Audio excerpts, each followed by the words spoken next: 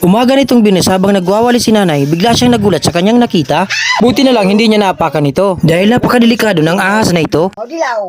Kulay dilaw na ahas ang kanyang nakita. At dahil wala silang alam sa mga ahas kaya nandito kami sa lugar. Dito pa naman sa Pilipinas maraming dilaw na ahas. Kagaya na lamang nito isang highly venomous na ahas. Isang Luzon spitting cobra na kapag maispitan tayo sa matay pwede tayong mabula. Iwasan din po natin na tayo matuklaw ng nakakobra dahil nagtataglay ito ng neurotoxic. Sa loob ng 30 minuto kasi ay maaari tayong mamatay. At kasunod sa pinaghihinalang ahas nakita ni nanay itong isang boyga Pilipina. Isang may venomous na ahas na hindi naman dapat katakutan dahil ang taglay nitong kamandag ay para lamang sa kanyang mapagkain at hindi naman delikado sa tao. Napangiti nga dito si nanay habang pinapakita namin ang mga video ng mga dilaw na ahas at pinakita na rin namin kinanay yung isang video ng isang reticulated python kung ito ba yung nakita niya. Kahit nga walang kamandag ang ahas na ito ay napakadelikado pa rin dahil kapag nalingkisan ka ng isang reticulated python ay maaari ka rin mamatay. At bukod pa dito napakadaming ngipin ng mga reticulated python at napakatutulis pa. At dahil maraming butas sa pwedeng paglungga ng ahas, ang tanong ngayon ano kayang ahas yung nakita nila nanay dito? Dahil sa nakita namin mga butas lalo silang nangangamba. From January to April kasi yun ang simula ng mga breeding season ng mga ahas. Yun naman ang panahon para mangitlog sila sa mga lugar na hindi nababasa. Lalo pag nangangamba sila nanay nang makakita sila ng pinagbalatan ng ahas.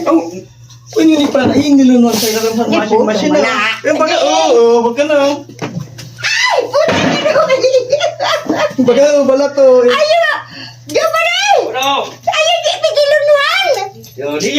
At dahil sa nakita naming balat, sure yan, dito lang yan naglulungga. At dito nga, na-confirm na namin yung ahas na nakita nila nanay. Dahil sa balat na nakita namin, ito hindi basta-basta ahas lang. Dahil ito'y nakakatakot at nakamamatay. Isang na-spitting cobra ang nakita naming balat. Dito nga binuhat na ni Kuya Giovanni yung washing machine dahil nasa ilalim nito ang pinagbalatan ng ahas. Ay, puta.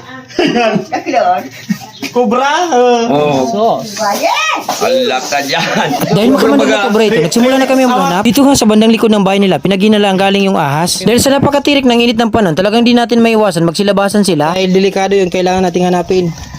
Cobra yan, cobra eh. Dito pa naman sa Albay, may mga sightings na rin ng mga king cobra. Kaya magdubli nga tayo sa panahon ng tag-init. At dahil wala dito sa may washing machine yung ahas naglulungga, kaya naganap kami sa ibang parte ng bahay. Talagang makubra ako. Opo, dito talaga sa baldo, hindi naiwasan. Marami ditong cobra.